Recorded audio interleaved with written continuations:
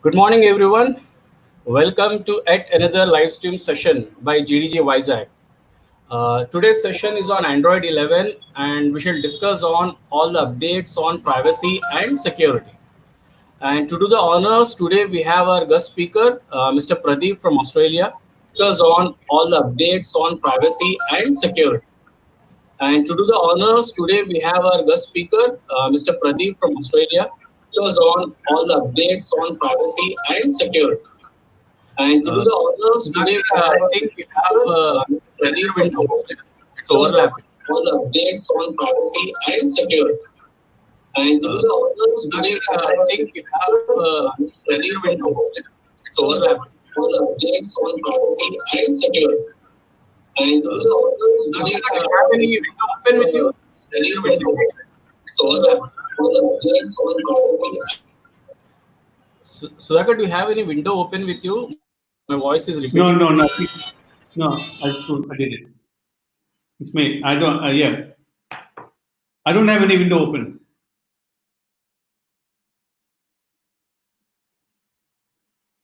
We lost your voice. We lost your microphone. Okay.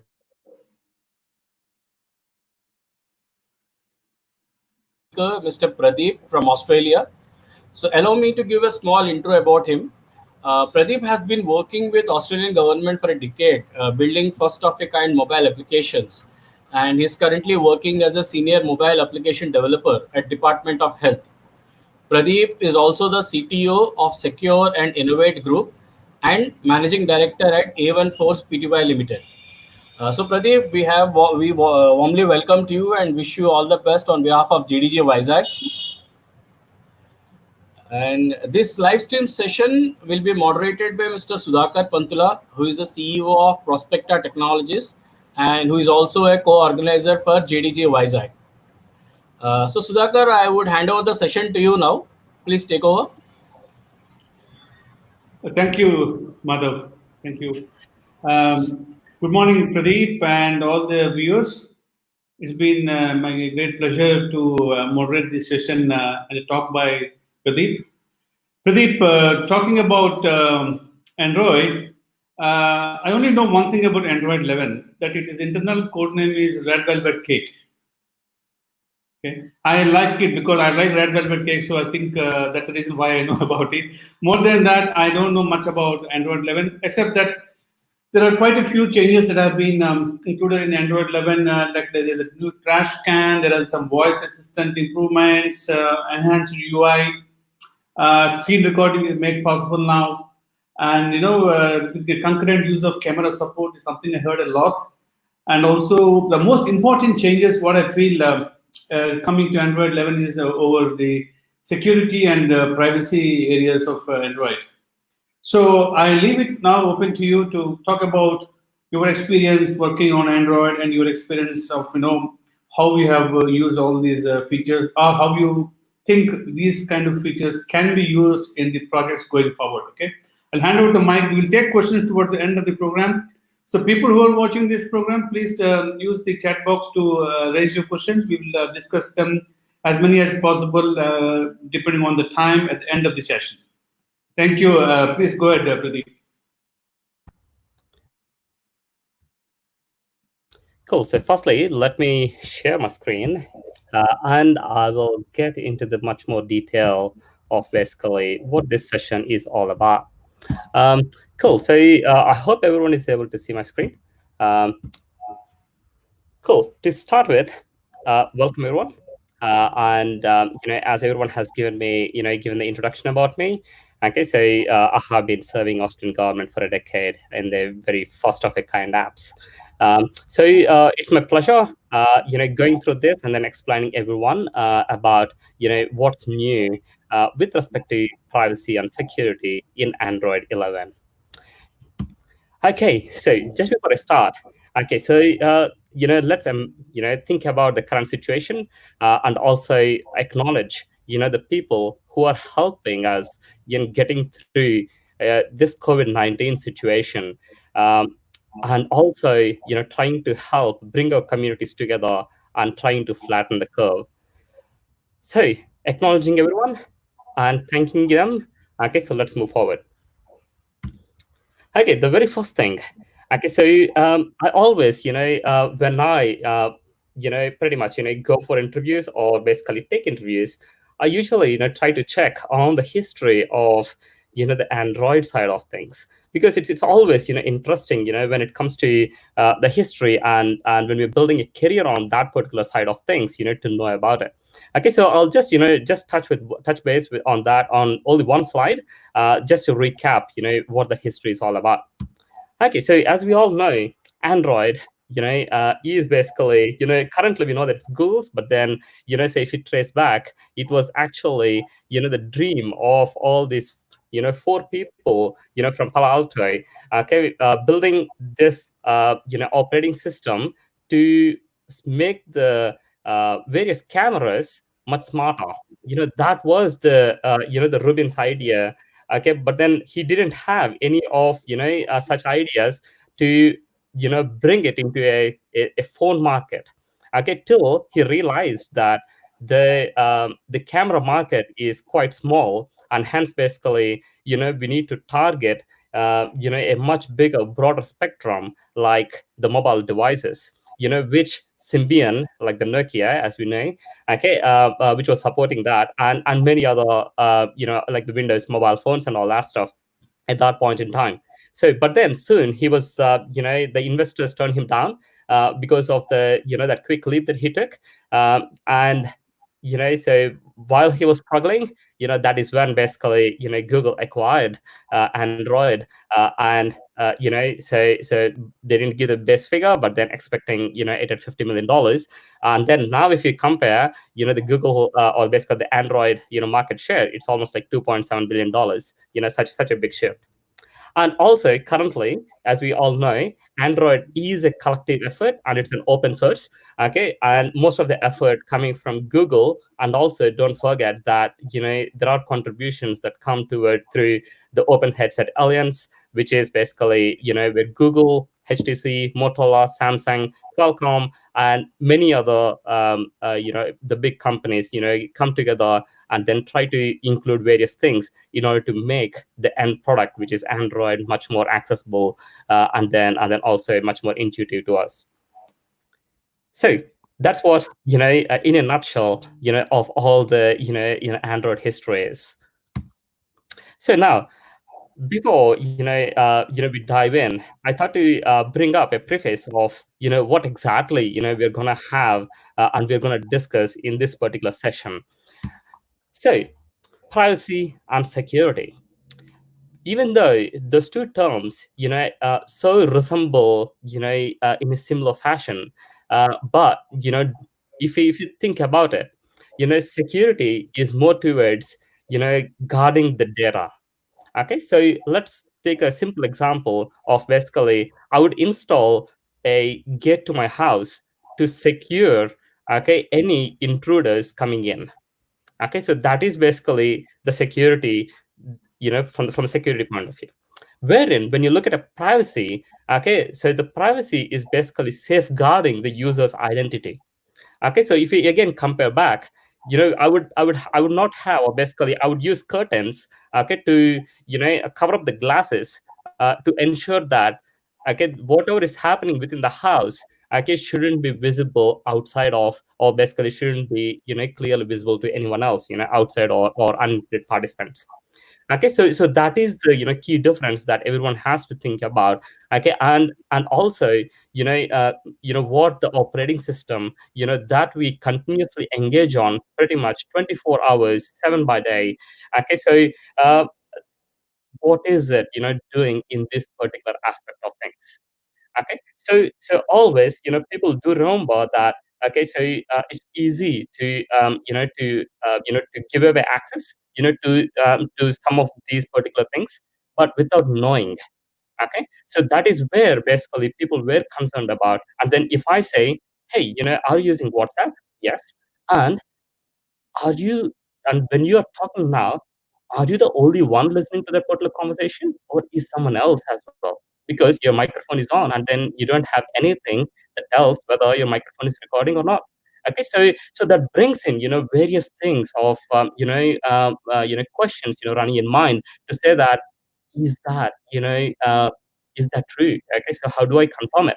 Okay, so all of that. Okay, so which basically makes people go away from these wonderful technologies, wonderful things that we all can do. Okay, so moving forward. Okay, so I will try to explain. Okay, so what Android 11 is bringing this particular space. Okay, and also ensuring that we are all happy about what we give or what we allow these apps to record and then also access. Okay, so moving forward. Okay, so just to touch base on that, sorry, in the previous case, I'll also try to explain. Okay, so what it is being offered at the moment, and then what Android 11 is also going to bring in. Okay, so that basically you got a very good comparison of basically what's happening and then what's going to come. Okay, so let's talk about privacy now. Okay, so again, okay, so now you guys know about what a privacy is and what a security is. So we're talking about privacy. Okay, so where basically we're taking the key important user identity related stuff into consideration. Okay, so if someone asks, okay, what is that? What does privacy mean in a operating system side of things? Okay, or in basically in Android or basically the phone that you're using. Okay, so the privacy is your location. Okay, so if someone knows, where you are, okay, I would be, kind of, okay, so are they, stalking me? Okay, so and all of that. Okay, so are they following me? Blah blah blah. Okay, so that is where basically the location comes into play. The second thing is microphones. Okay, so is someone recording me? Okay, so say for example, in most of the organizations, anything related to defense or somewhere else. Okay, so people do leave their phones outside, before they enter the work, or sometimes they shouldn't be taking their phones at all. Okay, so why? Okay, that's because all of this basically, the idea of someone might be recording, without you knowing it. Okay, so and then there could be other things like camera. Okay, so how about someone recording you while you're not aware of it, at night o'clock at night, at 10 o'clock, while you're not watching your screen. Okay, there might be something that might pop up and they might record it. Okay, so I'm just saying that I'm not scaring you guys off, but then I'm saying that these are all some things that that are basically privacy related, and we need to know that basically these kind of intruder or basically intrusion based activities don't happen. Okay, so and also just moving forward, so just and also to ensure that we got all of the confidence, okay, when we use our apps and when we are we don't want to give away our favorite apps. Okay, so in order to ensure that that we are safe, holding that phone for 24/7, getting your work done and everything else, because people have lives, they're being recorded and then on their phones. So ask anyone, they cannot live without a phone these days. Okay, so from kids to the seniors. Okay, so ensuring that all of that comfortability coming into play. Okay, let's see what Android 11 and the previous version of it is basically offering and what changes are in play. Okay, so I think you guys would have seen that this isn't new. Okay, because Android 10 did have a path to ensure that we are here. Okay, so it did had a roadmap of what is going to come and then pave the path for it. Okay, so Android 11 is exercising more things on top of it, which Android 10 has made it available. So so moving forward, okay, so we would be going through what changes have been made in all of these various areas and what it is going to mean to us, okay, and also mean to the users. Okay, the very first thing, the permission changes. Okay, so let's talk it through. Okay, what are permissions? Okay, so someone trying to use something of your identity side of things. Okay, so or basically to be again going back of your privacy side of things.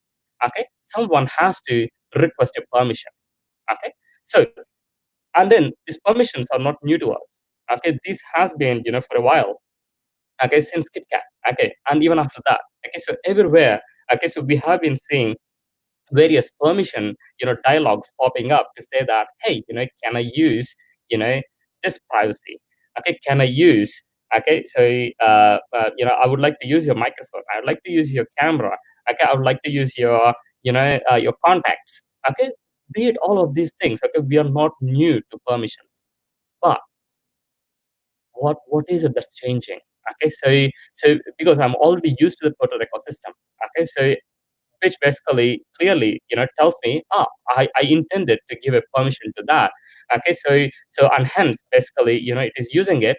So yeah, am I not done with that? So what else is coming in the space? Well, okay, let's take a step back and then see.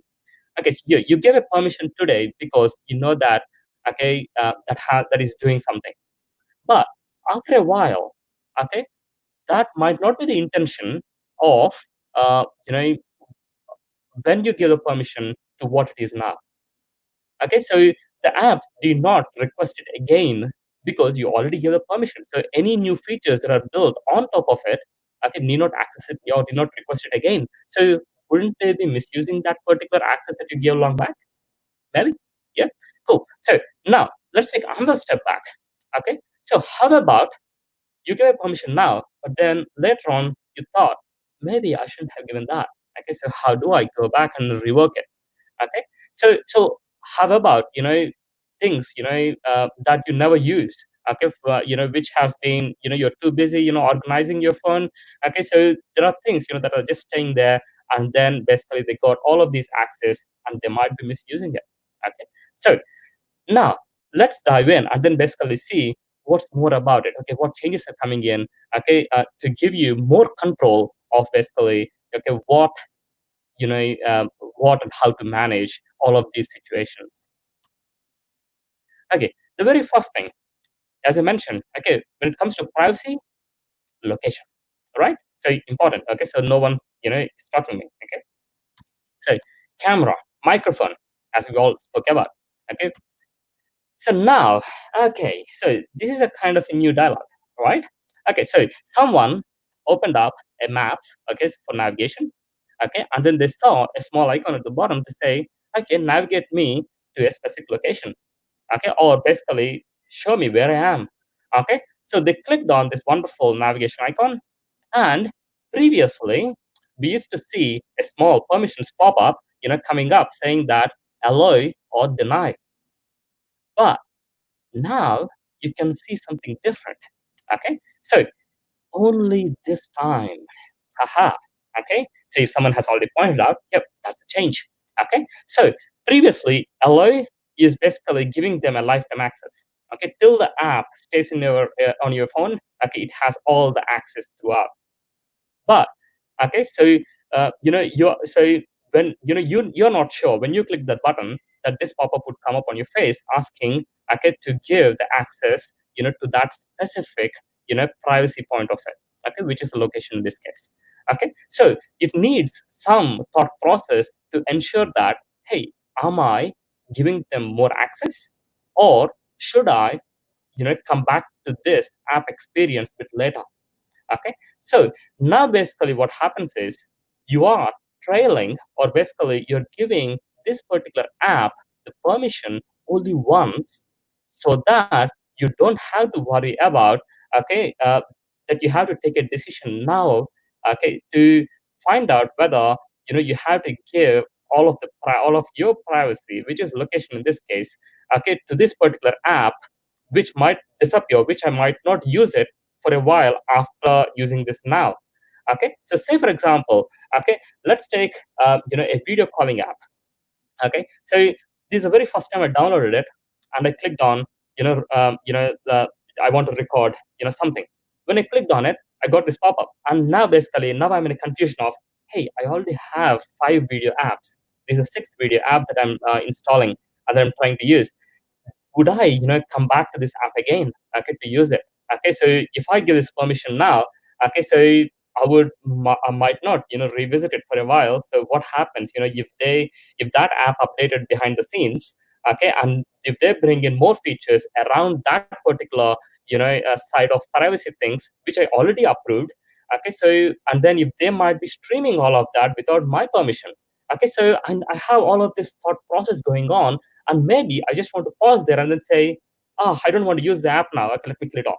Okay, we don't want such experience. Okay, we want to be encouraged. So and hence basically, okay, so this particular permission comes up and then says that give me just once now, okay, to experience it, and maybe later on, okay, so you can come back and then basically you can try it again. We'll challenge you with the same permission dialogue, and then you can, and once you're comfortable, okay, give us the access.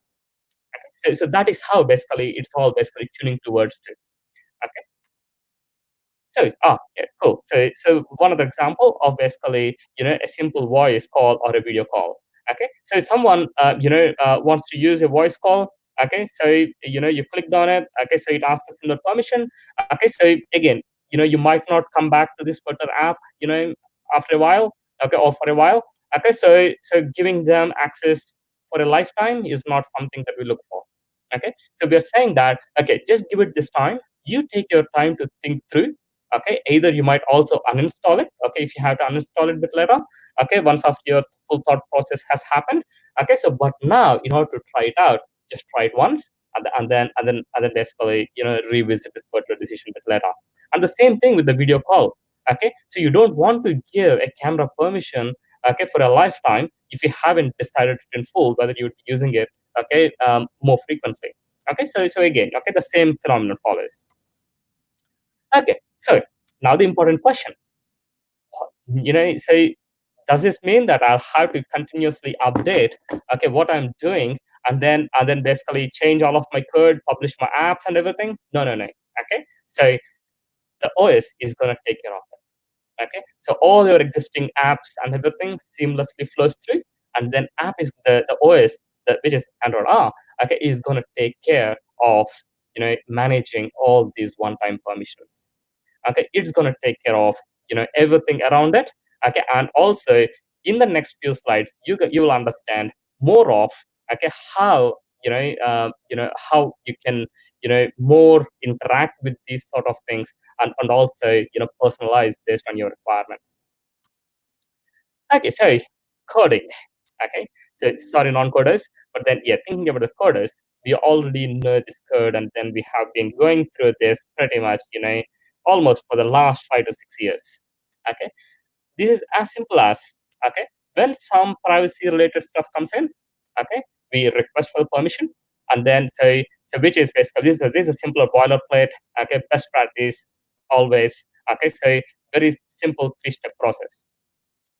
Okay, so we ask for a permission, okay, and then the permission could be a camera, microphone, or something, and we get a status back saying that, okay, on the activity result. Okay, so we would get the result back to say, whether it's granted or not.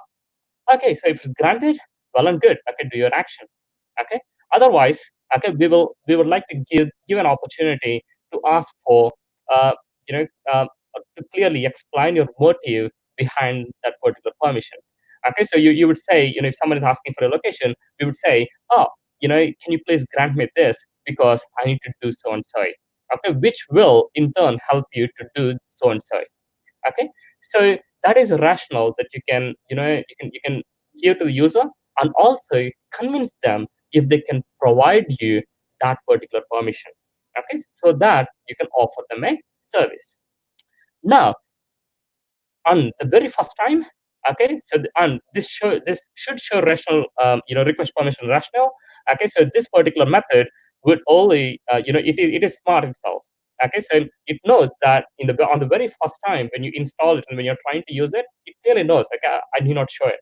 Okay, and hence basically it falls back and then it will say, okay, let me show the request permissions dialog. Okay, so if we go forward, okay, so this is the dialogue that they would see. Okay, and now again the beauty, the only this time comes up. Okay, and everything else. Okay, so now the user is shown all of these options. Suddenly, now I have to take a decision. Now one, straight on.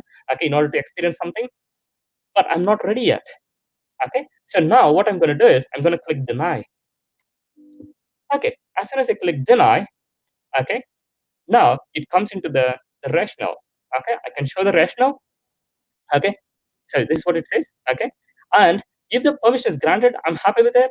If not, I'm going to tell them, hey, I can't do so and so because you denied the access. Well and good. Okay, so what other option do I have in order to, now that I understood, okay, what is another motive, and then that I cannot, I figured that I cannot use a specific feature, and I'm so dying to use that feature. Now, what do I do? Basically, you can go to the settings. Okay, so you go to the settings, which I'll again walk you through guys a bit later. Okay, so you can go through the settings. Okay, and in that particular settings of the particular application, which you guys already aware of, if you're already coding, okay, where you can toggle the permissions, okay, on the for that particular specific app. But then again, I'll ensure you guys I'm gonna touch on this again after a few slides. Okay, but then here the most emphasizing part of it is that okay, there is a new thing that comes up in the dialogue, which is the only this time. Okay, so that people have enough time to think about why they need to give the access to this particular app, and you know and forget about it. If they're giving a lifetime permission, okay, not being that particular situation. Okay, so talking about location. Okay, so again, Android 10 has made it a bit more simpler. So Android 11 is basically paving us through forward to determine most of the things. And location has been considered very sensitive. Okay, so when I say sensitive, okay, so which means that on the privacy list, if I have to rank few things, okay, so even though all the three are important, okay, but then location is something that basically is kind of getting more critical. Okay, so with the location, previously, okay, we always know course location and find location. Okay, so say for example, if you're clearly writing a navigation software, you know that I need a very clear find location of, so that basically I don't say that you're not on this road, you're on road on the other side of it. Okay, so we don't want such stuff happening. The accuracy is so important. So we know that where you need a find location, we know it. And then a course location is something that I just need to know you're somewhere here. Okay, so that basically I can give you a location specific ads or news or something like that. Okay, so that is where basically the course location falls into it. But in both of those cases, it's mostly towards you have the app open, and then you are interacting with it. Okay, so when you are interacting with it, okay, so you can clearly see the face of your application which you're trying to use, the one that requested the location and everything. Okay, so you're playing with it, you're happy with it. Okay, and then you can give as many permissions as you want. Again, just re-emphasizing, you got only one time as well, so you can just give it once, keep playing, and then go back to if you want to change that permission to something a bit more higher than that. But the other things which till now hasn't come through, okay, which is the background location. Okay, what does that mean? Okay, so if you're using or till now with all the Android till Android 10, whenever someone gives permission to a location, the most important thing is that you are granting them the permission to say they can access your location even when you're asleep, okay, or when the app has been minimized. Okay, so the app is minimized, gone, okay, from your site, but still it can keep recording, okay, where you are. Okay, so but then I understand, okay, this is kind of some critical functionality for certain apps. Okay, so say for example, if I'm cycling, I don't want the maps on my face. Okay, so let me guide it through via the voice guidance, while I'm completely focused on something else. Yeah, makes sense to certain apps. Okay, and that is what is always possible so far. But we're taking one extra step to say that, hey, there might be a case where someone might be stealing your location, because of your things. Okay, so this new privacy feature is going to ensure that you know you don't have to worry about it. Okay, so with the foreground access, we're saying that you have to be on the front face. Okay, the app has to be on the front face in order to access any of your location specific things. As soon as you minimize the app, there is a very small short period where it can still access it, but after that, it's not going to get any updates whatsoever. Okay, so now there could be apps which want the background access. say for example, for various things, say, as I previously mentioned. Okay, so there could be few critical apps which might really badly require access even when they are running behind the scenes. Okay, so that is where there is this new permission, which is basically background location. Okay, you could use that, you could request it. Okay, so what that means is if your current apps need to work even in the background, which means that you're looking for a change when you're targeting Android 11. Okay, so we'll go a bit more detail, I promise. Okay, in the next few slides. Okay, so going forward now. Okay, so we all know about this. Okay, so the foreground location access. Okay, so on all versions, this requires the foreground access, and which is basically from Android 11 onwards. Okay, on pre-Android, you get the background, by default. Okay, so far that is the reason we have a problem with it. Okay, so that is going to change. Okay, moving forward from Android 11. Okay, now background location access. Okay, now we saw that the foreground is easier. Okay, so how do we access the background? Okay, how do we request the user a background stuff? Okay, to access the background location. Okay, so on the left hand side of it, this is something that we are already aware of. Okay, so which is you request that particular nice navigate button. Okay, so or the location button. Okay, so the pop-up came up. You got all of these three options, and when they select one of them, like basically while using the app, which is the foreground, which implies clearly, or only this time. Again, basically it's a yeah, as you already know about it. Okay, well, just for this particular one instance of usage, when they select one of those, now if we are really dying for something to be done in the background location access side of things, we got an opportunity here to show up something to say, hey guys, I would like to help you guys in this sort of features for which I need access behind when it's minimized as well. Okay, so say for example, so like you got an app where basically you're trying to continuously publish updates to something, but again you don't want to ensure that this side of things don't get affected, or basically you can just minimize things and then that can happen behind the scenes, and then someone else is tracking, so and then you're continuously sending your tracking data where you are and all of that to customize various things. Okay, so all of that has to happen in the background.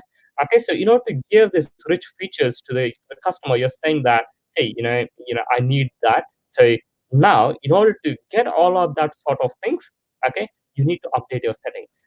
I cannot, ask you to do it now here, but rather I would like to take you to a certain spot, where we're trying to make the customer aware of that, basically that they can change in the future, based on the decision. So once I give that, so I don't have to call a customer center or something, to find out how do I rework that portal access, because that's the most important thing that we're already considering. Okay, so this is where basically we're training the user also to say that, hey, you can do it here, and then we're just ensuring that this is the means how we are training the people to go there, so where basically they can now decide to say, oh, I want to. So if you clearly guys notice there, allo all the time is the new thing that pop up. Okay, so which basically ensures that you're giving the access, be it foreground, background, every time. Okay, and you can always come back to this, and you can also change it. Okay, so I hope that's a bit clear. Okay, so going forward. Okay, yeah, and then you can click on no thanks. That's fine. Which dismiss it. Cool. So now, what happens with backward compatibility? So Android 10, Android 11, they're all fine. So sorry, in fact, Android 10 doesn't have it. So now basically any apps that comes after if they haven't targeted Android 11, now basically what happens to the backward compatibility side of things? Okay, so this is where we would say there's a small new link, the open settings. Okay, if you haven't compiled your app and haven't released in the Play Store. Okay, so that is where basically you get this nice open settings button. Okay, so you click on that, it exactly takes to the same spot. So what this means is you're the only thing that that completely missed, of course, which you guys haven't even thought about, of course. Okay, so is basically the actual the message that you would like to give it to them to say that why you would like to have your background access of the location. Okay, so when it is minimized, okay, and all of that, it's just basically you haven't got a separate nice pop-up to say, hey, because of this, I would like to have access. Okay, so that is the only thing that's missing. Of course, as soon as you guys target Android 11, you'll get that particular wonderful opportunity to basically showcase your rationale of why you would need the particular background location. Cool. Going forward. Okay, so now, re-emphasizing and reiterating the previous problem that we thought of when we started this particular slide deck is that once I give a permission to a certain app, maybe I might not touch it for a while because I'm so bad at organizing my phone. So I gave a permission to some phone app, which I was really crazy about at that point in time, and then I stopped using it for 6 months or for 10 months. Okay, so but then that apps continuously keep updating because it's part of our update list, which happens over the night. Okay, it happily gets Android updates. We don't know what they're doing because I haven't been revisiting or paying attention in that particular area. Okay, so they're building more functionality, probably, fingers crossed, all good. Okay, but there could be some bad things which we are not aware of. And then basically, and how do I, get a help, to be organized? Because I'm so badly busy and I can't do that. Okay, so can the operating system help me out in basically fixing that particular problem? Yes, here you go. Okay, so an option to auto reset the permissions. Okay, so after a while, okay, so if the app hasn't been used, okay, it's going to auto reset. Okay, so now the question comes back to say, okay, this is all fine from the user point of view. What does it mean for the developer? Okay, so I'm a real legitimate app, and I have and probably the user didn't show the focus on this particular new feature which I thought of improving because I'm continuously improving it, and for some reason it has fallen in that particular the interval where basically the auto reset has gone and basically removed the permissions for that. Okay, so how do I know about it? How do I again, show the user saying that, okay, please come back and then please give me those permissions so that I can show what we can do. Okay, so that is where, okay, so we got, there are new methods that came up, which basically, tells you whether, if that auto reset permissions, is whitelisted. Okay, so if it is whitelisted, then I'm good. Okay, so if it is not, then basically you get an opportunity to show another dialogue, okay, to them to say that, okay, so we understand that you haven't been using this feature and has been and henceforth the permission has been reworked automatically. You don't have to explain the same terms, of course. And there is an option where you can say, take me to the settings, and you can take them to the settings where basically the user can regrant those permissions, and you're fine for the the next few months, okay, where you can showcase all of the new ideas and developments that are happening in that particular space. Okay, so here, but there are a few cases where you want to be a bit lenient as well. Okay, so say for example, there are cases where there are apps which are intentionally designed in such a way that they happen to run or to use all of these location data or whatever, always behind the scenes. Okay, they don't have to, the user doesn't know that basically what's happening behind it. Okay, so say for example, your phone connecting to your watch, your smartwatch, and continuously sending up sorry, continuously sending up all the respective notifications, and whatnot. If it is continuously interacting, for any synchronizations or anything like that, the user is not aware of it. The user is like, hey, I'm just using my phone. I got a notification. That's not good. Okay, so I'm continuously doing this. So those basically the user doesn't know that basically that they're invoking it or basically that they're using it. So now what happens is, after a while, there's a chance that basically the permissions algorithm finds it out and it says, no, the user is not focusing on it. Let me reset it. Okay. So that is where basically, again, just re-emphasizing, I guess we can go, the API would clearly tell you that, that something is, that it hasn't been used for a while. Okay. So, whether, that particular method, would tell you. And then when that happens, you can launch the below intent, and then that intent is not new. So when you click on that, it's going to take you to the settings where basically, you can reprovision the particular permission. Okay, this is all till now is just basically the permission changes. Okay, so literally that is all, in that particular beautiful area of, ensuring that the users are happy, okay, of, where and what permission they're giving, and also a granular, uh, um, you know, um, approval strategy. Okay, so they know, and they clearly know, okay, what they're giving, and they don't have to decide at that moment, and also pretty much helping them be organized. Okay, so now, again, the same thing, okay, what it means to our developers, you also know, in most of the cases, you don't have to do any work, okay? So whatever apps you have, just try to go in, get good with it. But whenever you have such exemption, criteria, okay, or when you fall into that, okay, so you guys know that, okay, there's always very simple framework, calls that you guys have to make, okay, and when you target Android 11, you can show all of your rationales behind why you need them, and once that happens, you guys are in, okay. So a bit more, an opportunity to tell, for what purpose you're using any of such private stuff. Okay, and making the user comfortable in using your app. Okay, so now the second portion of it, okay, where we are trying to emphasize and where we are looking at is the data access auditing. Okay, so it's always, whenever we say audit, we're like, hey, why do we need it? Yes, yes, yes, yes. We need that auditing badly, okay, because we are in this particular world where we tend to take any data, okay, any library, okay, that's available, okay, we just pinch that in, we install it, and that's it. We don't know what that library does, okay, but we know that those libraries meet our requirements, but there could be something else which they might be providing, which we are really not interested in because we are so busy, getting other things done because it's a busy world. Okay, so where basically, even though we don't have, the intention of basically, stealing this data or something like that, but it's always good to go back and then see if the third party libraries which are helping us, going forward, okay, has something, within it, okay, which might, you know make our app look bad.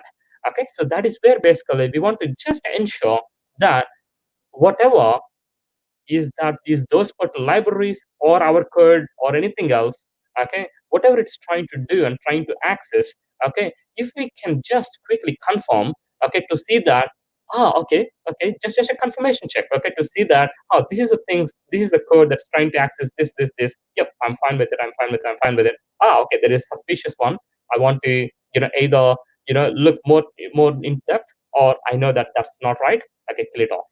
Okay, so that is where basically, again, it's again, this mostly intended towards developers. Okay, so with the developers, as we, okay, so we will, check various things to ensure that the things that we try to access is what it is. Okay, and there is no other suspicious code or anything else, even though written by you or basically written by, the third party libraries. Okay, so are clear, and basically, that we get a chance to review them. Perfect.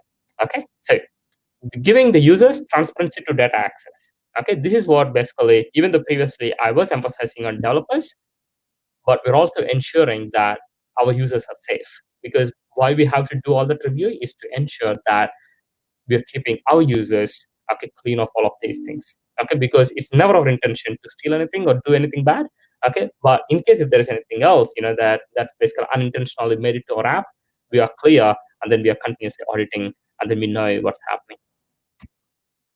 Okay, So let's take a simple example. Okay, so this is all of your code, nice blue lines. I like the blues. Okay, but there is these gray lines where it's where this particular data is not right. Okay, or even to let's remove all of this suspicious side of things. But then let's say we have been developing too much of code, and then we somehow forgot some piece of code, okay, which we currently don't require, but it's just lying there. Okay, and pretty much we reference it as dead code, but there is a case where it might be exercised for various reasons, okay, which we are not aware of. Okay, because it just unfortunately ended up there, and then we are too busy reviewing, or we haven't reviewed the code. Okay, developing and not reviewing. Okay, so now this is the data access points, okay, where basically some piece of code is accessing locations, some piece of code is accessing contacts and microphone, blah blah blah. Okay, so now cool, check that out. Okay, so we got some of our nice blue code, okay, accessing locations, contacts, and microphones. Happy with that. Blue is my go, and then I'm happy with it. There is some dead code which I haven't revisited for a while, and as I mentioned, it's just left there, dead code. But that code is trying to say that I need so and so permissions, blah blah. And I understand, we're not exercising the code, but then for some reason, it's there. And then if someone tries to end up getting there, okay, so we also know that it's trying to access contacts. And we also know that there are some certain dependencies, our beautiful contributors, libraries, GitHub everywhere. Hey, hey. Okay, so they are basically, trying to access microphones. If you're aware of that, if you're intentionally, got those libraries, okay, to access those, we're good with it.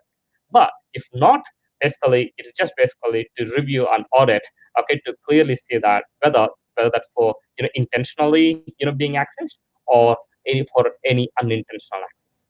Okay, so the main thing is, how do I know about all of this? I'm using it.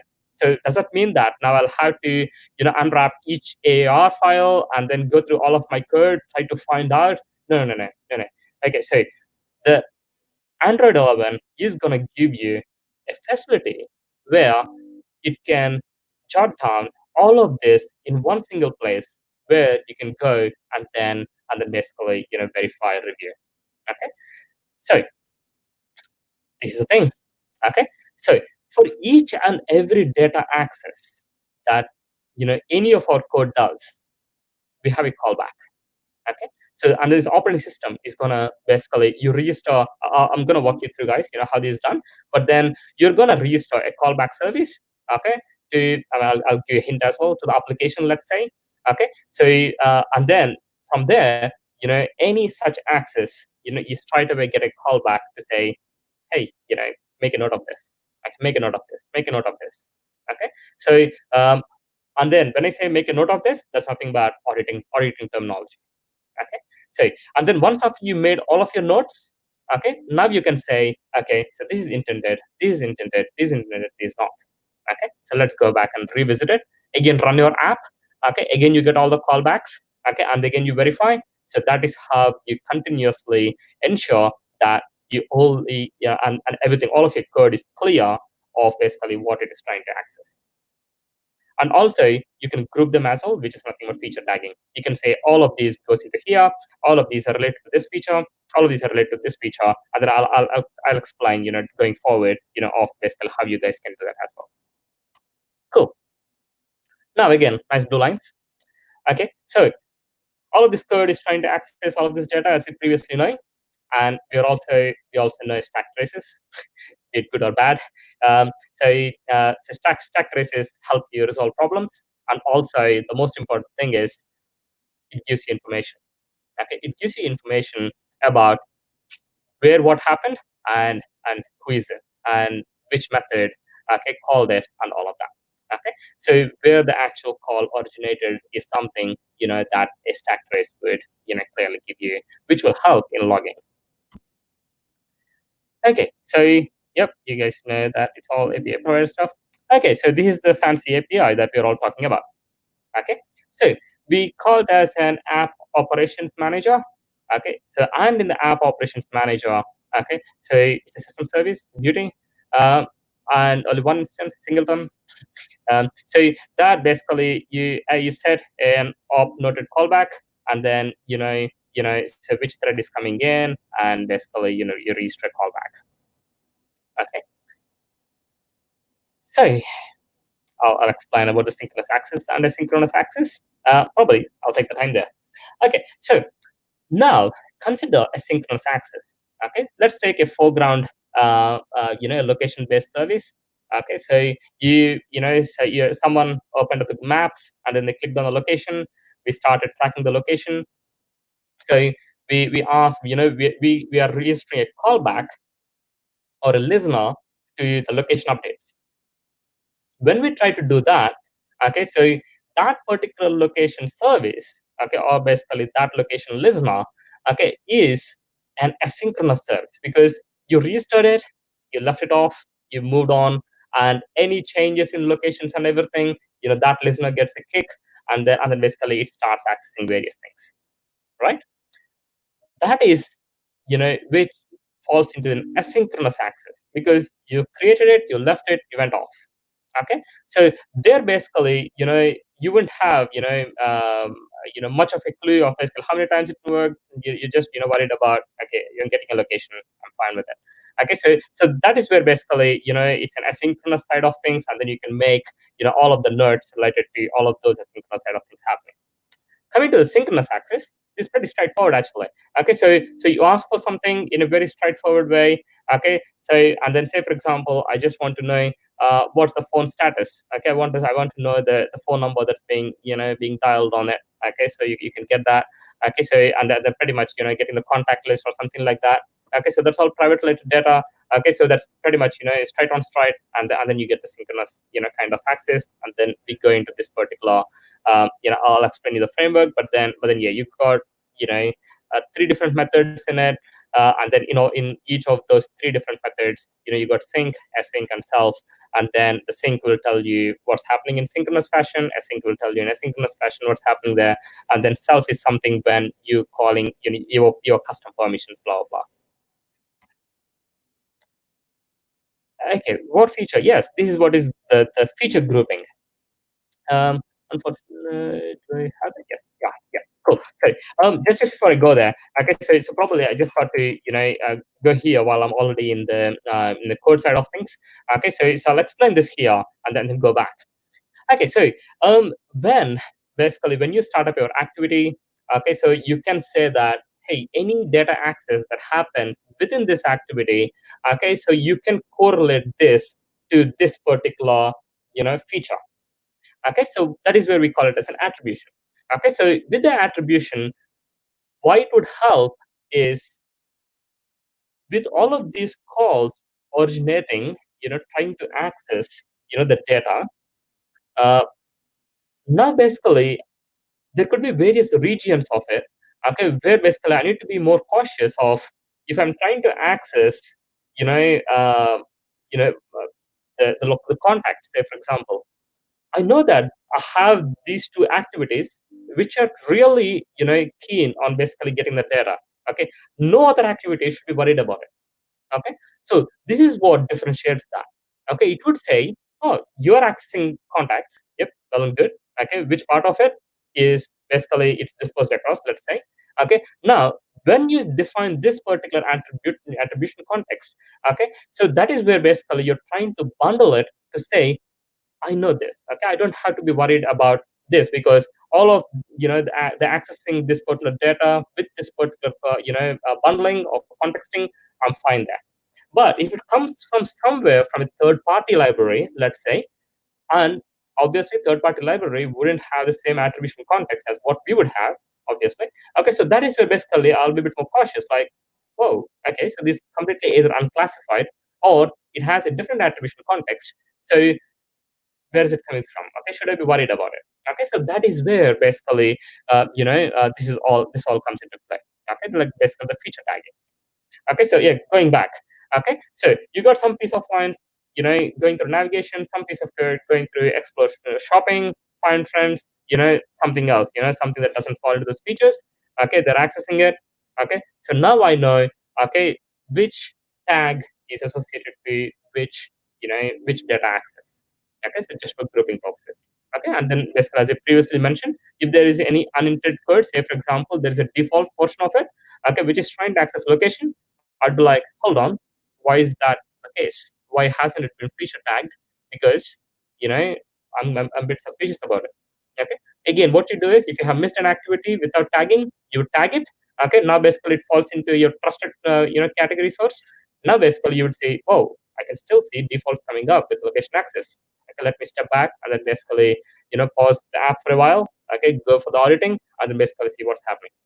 Okay, so if there is any third party library that's suspiciously doing things, okay, replace it.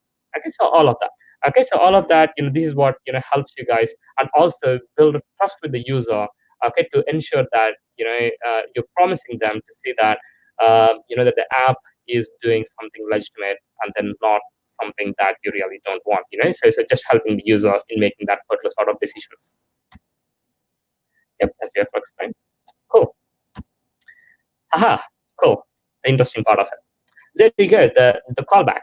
Okay, so in that particular callback, as I mentioned, so you got three methods. Okay, so unfortunately we're showing just one here. So you got on noted, okay, you got on self noted, and then you got on async noted. Okay, and then in each of these three, okay, that basically the attributed context will come into here. Okay, and when you are in this particular method, okay, the attributed context for your logging purpose. So if for example you're using some analytics side of things, or your own custom database where you're logging all of these for auditing purposes. Okay, so you can make the particular call with this particular attribution tag, okay, which is part of the parameter or the argument that's coming in. Okay, so that's the end of so the auditing side of things. Okay, so again, basically, just to recap.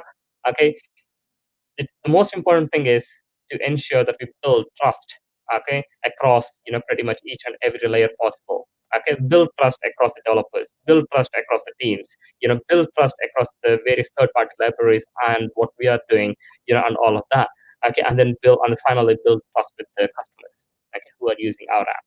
Okay, so for all of that, auditing is really important, and also ensures that with this API in hand, people would think, or basically, if there are any spooky people around, like trying to do various things without your notice, they would be cautious now to see that, oh, okay, there's a means of finding this out. I guess how about backing us off? Okay, so that is how basically everything is tuned in the particular angle, and also giving the developers a greater opportunity to build trust with our valued customers. So now going just forward. Yeah, so the new things are basically, which we already touched on actually, are the new foreground service types. These are the service types which you expect when your app is on the face of, or basically which basically is showing, okay, is currently showing on the screen of the user. Okay, so literally anything else, you minimize, they become background services. Of course, you guys know about it. So there are foreground services now which are being introduced. Okay, just to ensure that. Okay, I think I already gave a hint previously to mention that if you minimize something and then till the foreground service types last for that small while where you can still get the data, and that is where basically the foreground service types are coming into play. Okay, so I'll still explain bit more detail. Let's go here. So in Android 10, we know that basically we got extra foreground service types, like basically the syncing and all of this in Android 10. Now, of all of this, okay, so we are finding it out that basically there are a few things that we are ensuring accountability for. Okay, and especially when we say we are really careful about those two, because one, the location is basically, we want to ensure that no one is recording you while while you don't want it to be. Okay, so we don't want stalking. Okay, so the second one is basically the media projection. Okay, but when we say media projection, and I can give you a small hint actually, but I'm surely going to touch, going forward. That is mostly towards, rendering on top of our screens, like basically the YouTube, the small window rendering, just below, on something, on your home screen, so or something like that, so it's the media projection at various spots, and ensuring that, that we don't, kind of steal something information and all of that. Okay, giving the user what they haven't thought previously, but then from the developer's point of view, we're ensuring that we need to, teach our users about, various things, that can go wrong if they try to give away, their important key informations. Okay, so these are some of the areas where we're saying that we need to be accountable, for certain access and how we can, improvise in that particular area. Okay, so camera, okay, which is again, a private thing, okay, because they can start recording, while, they can create a small 1 by 1 square, okay, someone, I'm not saying, we should, but I'm saying that, a 1 by 1 square somewhere, and basically they can start recording. Okay, so we want to say, hey, when you're going background, okay, so that's it, or when your phone is off, that's it, you cannot record things. Okay, so that is where basically we're trying to force, saying that, these are the new service types from now on to start using, and then that will ensure that it's going to give all your foreground access. Okay, so yep, you're defining a service, and then you would say the foreground service type is a camera or a microphone or anything like that. Okay, so we're saying only when it is in the foreground, it's going to do things. As soon as you put it to the background, no, you're not going to get it. Okay, but then, as I said, there's a very small portion of time where the OS itself determines when the app, has gone to the background or not. If it has gone to the background or not, that's the only very small short duration where basically it might still get that particular sort of data, but then believe me, it's not too long. Okay, it's hardly in a few seconds. Okay, before the apps itself realizes that, that it lost all of its stuff. And also remember, if you move the settings and then if you remove the access, for any of these services, basically that foreground service type is never going to get the, data. Okay, it's chopped off. Okay, then and there. Okay, so we got these 3 foreground service types, and basically, as I mentioned, okay, again reiterating. Okay, so you will, the app would get the access only when the app or the app that is using one of these permissions is on the face of the screen of the user. Okay, so without that, basically, you minimize, you're not going to get it. As simple as that. And we understand why. Okay. Now, again, basically touching technically. Okay, so the package visibility. With respect to the packaging, okay, we always, are curious about which packages are available, and then based on that, we tune various experiences. We try to bring in various other features at times, like basically a plug and play at times, where basically we monitor and then we prompt. And then in most of the cases, we're so used, to using the package manager to get, various packaging details, and then also registering for, various broadcasts, okay, that happens when the apps gets installed and blah blah. Okay, so let's see why that's crucial. Okay, because here again, basically going back, we are thinking about, we are still in the privacy. We're not in the security space, guys. Okay, we are still in the privacy space. Okay, we're still thinking about, okay, how do we protect the user's identity? Okay, reiterate everywhere. We're just thinking about, hey, we're just reiterating 3 things, okay, that we clearly determined. Okay, a microphone, a camera, a location. Okay, we treat these as 3 sensitive things, and then we are trying to continuously, emphasize, saying that, these are all important. Okay, so now coming back to the package visibility, again, we don't want to know what important apps you're hosting within your ecosystem and whether, that can trigger something else. Okay, so again, basically getting to your private space again, say for example, you're using a bank app. Okay, I want to ensure that, no other app knows that you're part of, an Indian bank, account, or basically a state bank account. Okay, I want to be a bit more cautious there. Okay, if you have that app, and then based on that, I'll tell you all the spooky things, but then I don't want you guys to be scared, actually. Okay, so one best example that I can think of is that, okay, so you got you got your State Bank of India app, say for example. Okay, so and then I have my app. okay, which basically pulls. And then if I ask for, oh, do these people have this particular app? Oh yeah, they do. Okay, so let me go and notify in the server. And what I'm going to do is I'm going to create something that exactly looks like that. And then as you open that app, I can overlay on this, collect the data, and then basically send it across to my servers. That's how spooky it can. Okay, so just stepping back. Okay, so we want to stop that. Okay, so we are saying that. Okay, so how about we limit the visibility of the packages? How about we know upfront of basically what packages the app can access and all of that? Okay, so just going quickly, going forward. Okay, so this was previously. Okay, package manager, get install packages of 0. Yep, it's going to give you all the list of apps, including system packages, everything. Okay, see the vulnerability there. Okay, cool. So how do we break it? In Android R, okay, your app, okay, so to query, okay, the other apps, we have brought in a new thing called as queries. Okay, so there is this new, so in the manifest file you can specify a queries element, and then within that total element you can list out, okay, what packages would your app, okay, ideally talk to. Okay, you can give the package name if you're aware of. But on the other side, you might not be aware of the packages, because and you also want to keep it a bit more generic at times. Okay, so that is where basically you can also do intents. You can also create an intent, okay, to say that, hey, I want something that can handle this sort of data. Okay, but then again, no wildcards or anything accepted in the data space. Okay, so you can only give, okay, which handles JPEG, which handles PNG, which handles M4A. Okay, so something of this sort. Okay, you need to be very clear of all of your intents. List as many as possible, list them, and then that is what you're allowed for. Okay, so again, reiterating. Okay, so there's a new queries element, and then in that queries element, you got all of this. Okay, so which you're trying to interact, you list all of those.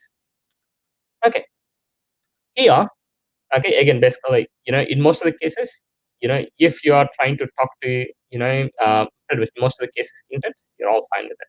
Okay, if you're trying to do something, of something that's not intentional, that is where basically it's a blocker. Okay, so these are the unaffected common interactions. Okay, you said get package info, get package name, 0. It's going to give you your app. Okay, and this is where we use it pretty much everywhere, where we hate singletons and where we are like, I have a package manager, I'm going to use this. Yep, go for it. Okay, this is where, okay, your change. Okay, so that there's no change from your query. Okay, you're all happy here. So now here, mostly the interactions. Again, here your app to system packages, you're fine with it. Okay, so there is no change again. Okay, your app is gonna call for, hey, I want a calendar app to be open, I want a contacts app to be open, I want to have a settings app to be open. Yep, they are all fine. Okay, so no changes. This is okay. So this is the usual. Okay, the image capture intent and all that. So there are no changes. This is where the changes. Okay, here you are getting more specific. Here you're saying, I want to interact with so and so app. Okay, which is happening currently. Okay, in your phone, currently in your in our app. Okay, you guys need to change. Okay, so that's not going to happen. Okay, because that's going to say, even though the app is installed, it's going to come back saying that they are not found. Okay, so there are ways how you can come over it. Okay, but then to be more precise, okay, it's not going to give you the info straight off. Okay, then that is the default behavior. Okay, even though the app is installed, it's not going to give you anything. Oh, this is the thing that I was talking about. Okay, so you can specify a queries in the manifest, and then you can straight away specify which apps you're trying to interact with. Okay, create a big list if you have, or as I mentioned, okay, you can create intents. Okay, and then you're gonna keep the intent as clear as possible. Okay, no wildcards accepted. Okay, you cannot, and then also so don't fill up the MIME type, because it's gonna see it as okay. As if it's a wildcard, and it's gonna completely block it. Okay, you're gonna waste time. Okay, so just keep repeating the intents with each of the data blocks, and you're good with it. Okay, so if at all, okay, you have to access and then there are cases actually, so say for example, if you're listing all the apps available for for various reasons, where the user can is given a very cool permission, very cool intuitive way of dealing with all the installed packages and everything, which Google is not working on. Okay, yes, I mean, you still have a provision, but make it much more clear to the user to say that, hey, I need these, so they know that they're giving you a full list of all the packages that they have on their particular device. Okay, for example, if it's a work phone or something like that, and if one of the apps is an administrator, yes, I mean, they would like to ideally know about what all is installed on it. Okay, and also bit more on basically who handles the intent. Okay, so there are cases where basically, say for example, you took a URL, okay, https colon slash slash news.google.com, uh, and basically when you do that, so either there are multiple options of basically the intent chooser comes up, and then you have various intents to be shown. Okay, so it can be Google News, Chrome, blah, blah, blah. But I want to be more specific. I want to ensure that it's the browser which is handling it. Okay, so you go to the actual browser, and then you would say, hey, I want to, either go with a non-browser action, okay, or basically go with a browser action. Okay, so when you click on non-browser, you know that which app has to handle it. As simple as that. Okay, it would be, if I go back, it will be Google News. Okay, we're just going to handle a request and basically, do your job. Okay, because these days the browser can handle most of the things. Okay, so just to basically narrow it down and then basically say that, okay, so that's what it is. Okay, and at times, okay, so you can also see that if there are no, and then if you're saying, that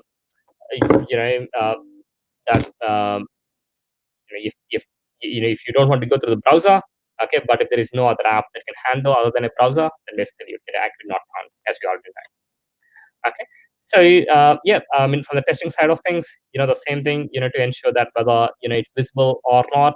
Okay, so you can clearly see that. Okay, if at all, if you enable or disable, and then if you call it, okay, you can clearly say that, okay, it's blocked, you cannot see it. Okay, so in fact, I mean, the logcat itself, has all of that settings at times. Okay, so going forward, okay, so this is another side of things, and this is where still, um, sorry guys. Okay, so just give me a second, if you guys don't mind, please.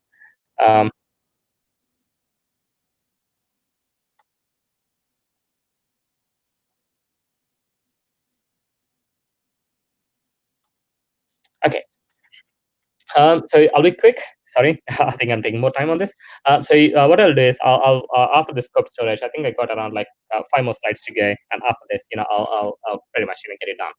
Okay, so with the scope storage, okay, so the most important thing that we all know and very important is that most of our data lies in the SD card, right? Okay, so and then as soon as someone asks for a read permission or write permission, we just give it.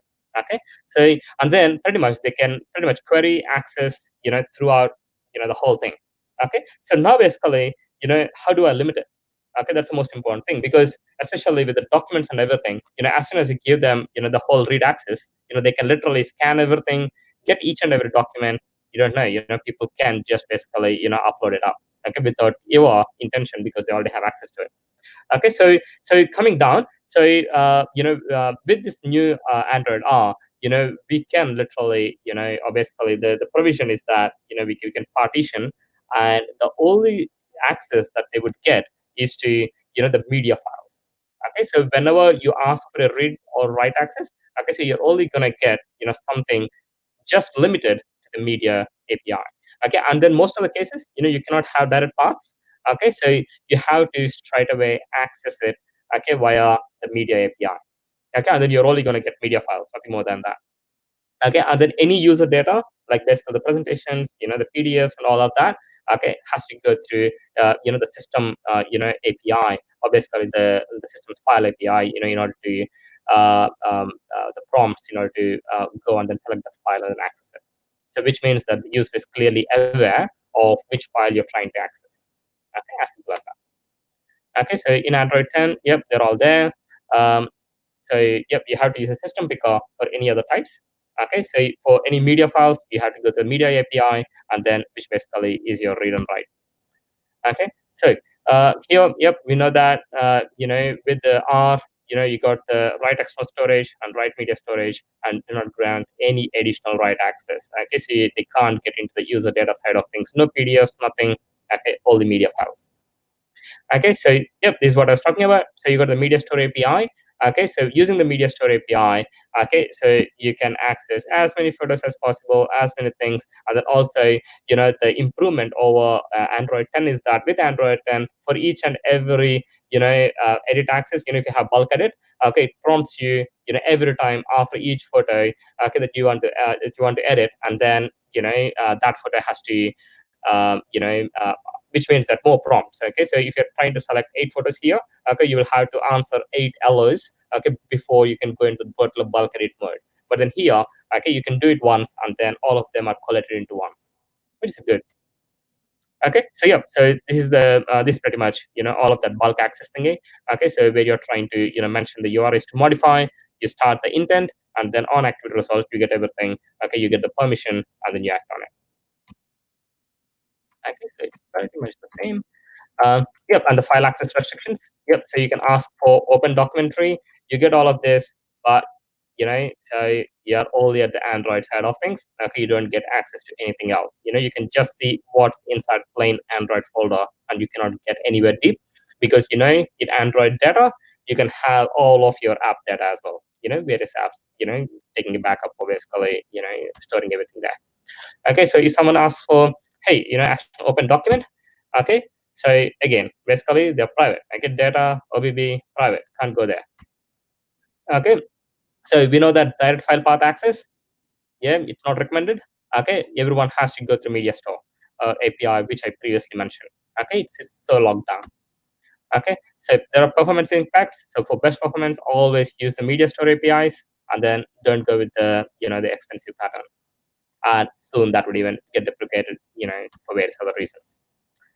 Okay, so but as I mentioned, with all of that, still, the backup managers and everything else need to have full access. And then for those, and with a careful review, yep, and then also you got a way to tell those particular apps to say, yep, I want to give access to manage all my files, so which means that it will have access to each and every folder possible.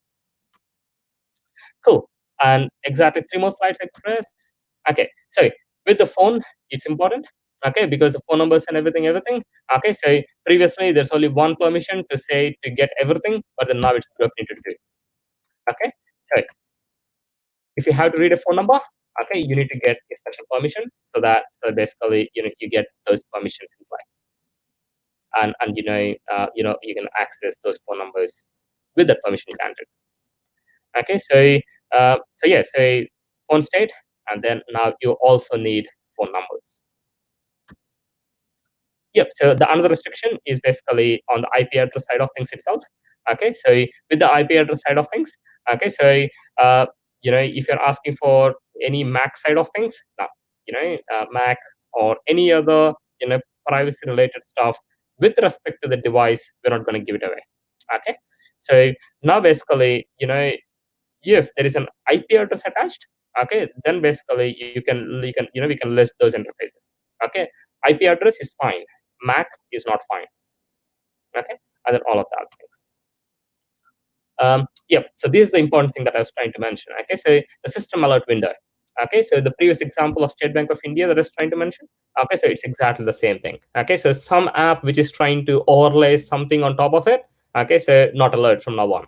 Okay, so you need to ensure that. Okay, so that you have a list. Because what happens is previously, any app can literally draw on any app.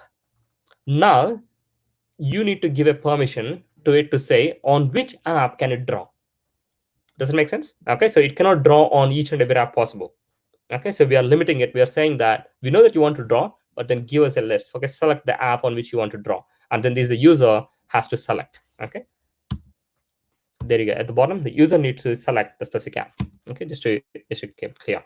Okay, so that's it. Okay, so these are all the interesting changes that are that are coming up in R. and if you clearly see, it makes it much more trustworthy and trust friendly with the Android R. Okay, I can hold my phone and basically record more of my personal stuff, more of my hold it more private things, to ensure that that it's not going to go anywhere out till I say to go out. Okay, so finally, I'm the one who is in control of my data, okay, which hasn't been possible so far. Okay, so that's it, and yeah, I would like to go for the questions. Thank you, Pradeep. It's been a very insightful session. Trying to learn about what are the main features that are coming into Android 11, or what we call as Android R. And I have a few questions myself, and there are some viewers who have asked the questions. One of them is Mr. Bala Vemulakonda. He wants to know, you can see the question on the screen, how do we differ between the privacy and security issues in Android? What is privacy? What is security? Yep. So that's a really good question. Okay. So again, basically going back to the basics, privacy is basically the user identity. Security is basically a fencing around it. Okay. So security is kind of you having a pin code, or basically a passcode, okay, or basically a face lock or a touch ID or something like that, okay, on the phone, which is a security aspect of it.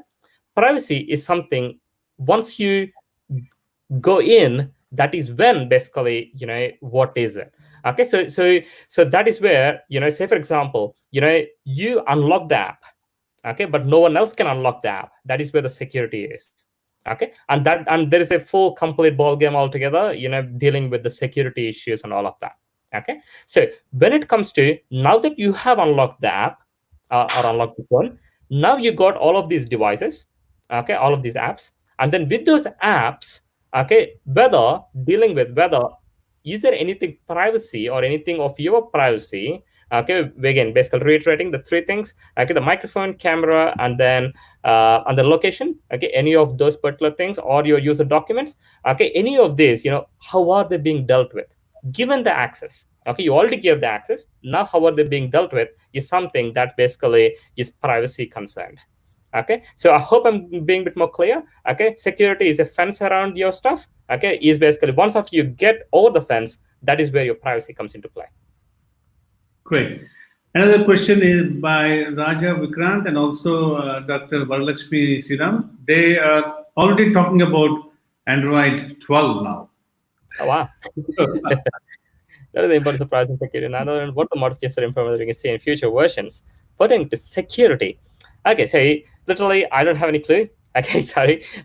But I'm guessing, so with all the things, that are going, around, so, and how people personalize their phones and everything, I'm thinking, there would be more aspects of, privacy and security, and it's never ending, because always, people tend to find ways of basically, trying to gather, or trying to, grab extra things, which are more privacy and then security related, which we hear about, all the spams and everything, all the scams and everything happening as well. Okay, so this is a never ending one. So surely there would be more things that you guys would see in future, and also, more insightful way of things, like the machine learning or the AI coming into play and then predicting things. Okay, so hopefully quantum computing comes into play, and then it can scan all of the apps, be it whatever, okay, in few seconds. Okay, so that's the goal, I think. Good. And I think my view is privacy and security is also linked to the law of the state, because of which I think we have to improve privacy and security as well. Yeah. Exactly. That's where the focus is going on. True. And also, you talked about the location support is now very much in the control of the user, whether he would like to tell the Android whether where he is or where they are. So the thing is, with the way the COVID has taken over the world by storm last few months, many countries have come up with COVID safe apps. For example, in Australia, COVID Safe is launched, and it's very similar in India. We have what is called an Arogya Setu. These apps are basically trying to track the affected or positive patient, and see where all he has been and who all he has met because of the proximity, Bluetooth, whatever technology they use. So if the control is completely given to the user, it is allowing the user to disable the location tracking, which means the apps that are built on location tracking will not be able to give the appropriate information to the government or the health authorities to track these people and avoid the spread of the disease. Because the very first slide you said you want to flatten the curve, but if people does not allow the app for the location access, the curve will be rising, it will not flatten out. So is there any way that we can force the apps to get the location details in the background? Well, that's a really good point, actually. And then basically I created the COVID Safe app. Okay, so being part of that journey and then basically touching on that, yes. The very short answer would be no, because it's all, again, basically it's a customer focused. So it's the user who is in control of it. Be whatever it is, okay, the user is in control of it. Irrespective of any emergency situation, anything else going around the world, things can't change. Okay, so if you're forcing something, okay, then basically all apps are allowed to do it because it's completely unfair. Okay, of basically something that we want only some system apps to do. But then, yeah, in future, because Google itself has to answer why it is only for their system apps and why not, and then what else can they do, and then all of that. So it's a big discussion with congressmen to win it. Okay, so at least for now, I don't see that as an opportunity. But then the more we see these sort of things coming up, yes, I mean, surely there might be a way out. Okay, but then a short answer is no. If they prefer to not share, they not share. Okay, and then of course it's all responsibility to each and every citizen, okay, to ensure that that this is all flattened. Okay, so it's their responsibility. It comes down to responsibility.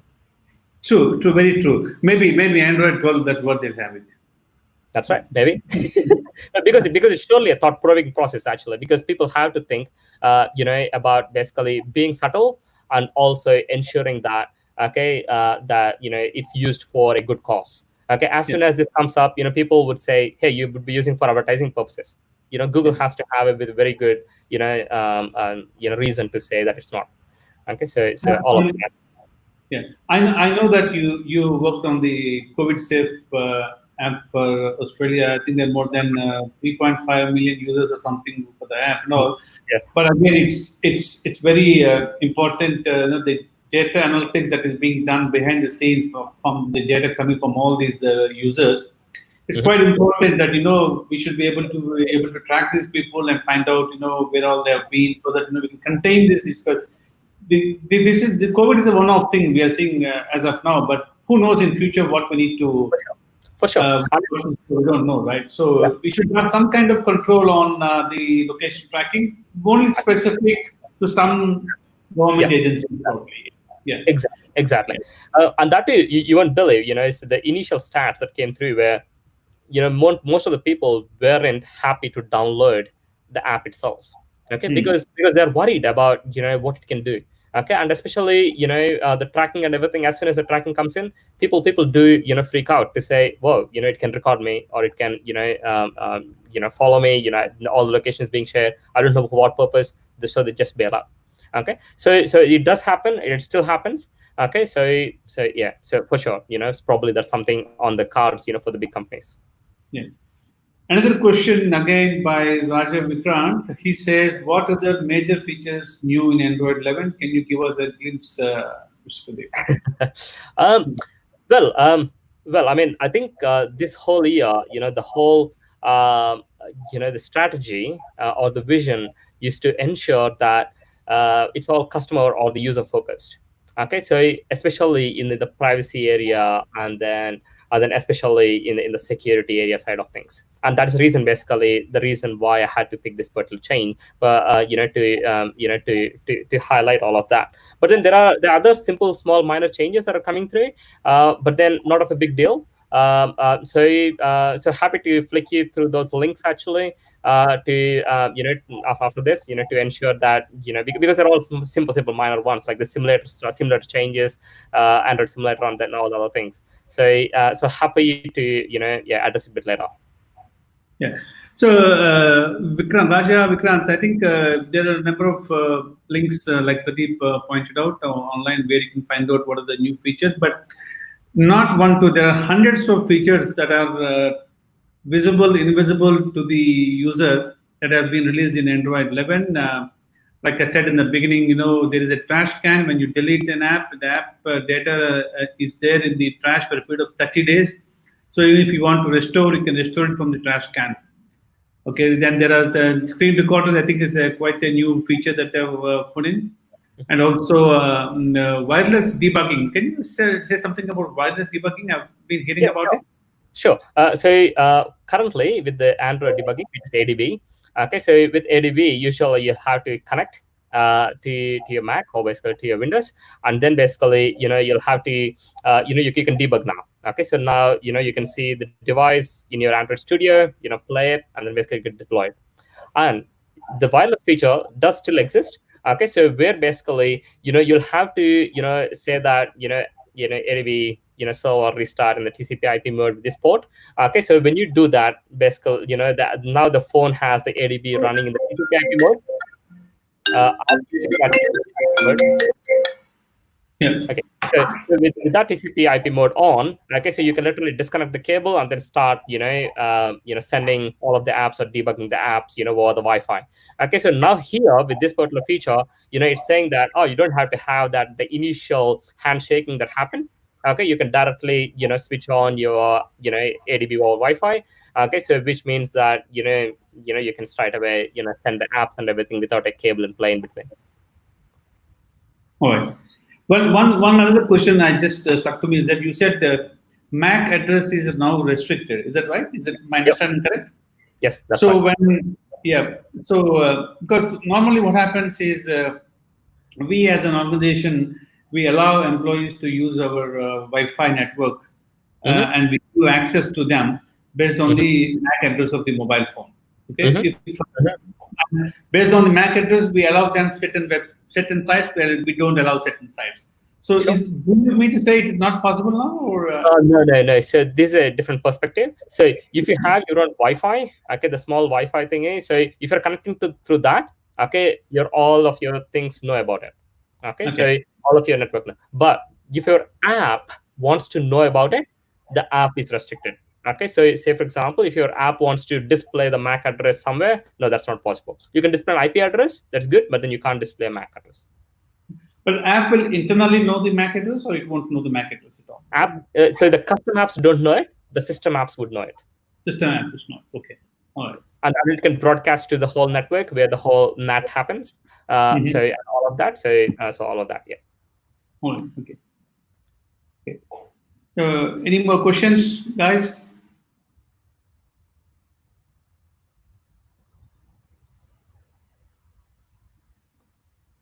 Madhav? So I guess we do not have any more questions. So I think we can wind up the session. And if the audience still have the questions, they can always reach us. So Pradeep, thanks a lot for joining us for this session. The session was very informative. And as you can see from the comments also, like how the audience were very happy with the session and they did learn a lot on Android 11. Oh, cool. So they really liked the session. Pleasure. And Sudhakar, thanks a lot for you also for moderating the session. And I would like to thank all the participants for joining the live stream by taking the time on a weekend. And we have another live stream session coming up next week where we're going to discuss with a team. There's a team based out of Vizag which has created a file sharing app called India Share as a replacement to the Chinese apps. So we're going to have a one-on-one with them, understanding their app and everything. So that is our next session. So very soon we'll announce the dates. So till then, you can all follow us on our social media links, which I'll be posting in the comment section. So any queries you have, any questions, you can always reach us through social media or emails or even WhatsApp in our GDG groups. Okay. So thank you all once again for joining the session and see you all in the next session. Have a good day. Thank you, guys. Thank you. Thank you, Pradeep. Thank you a lot. Bye-bye. Thank you, guys. Have a good weekend. Bye-bye.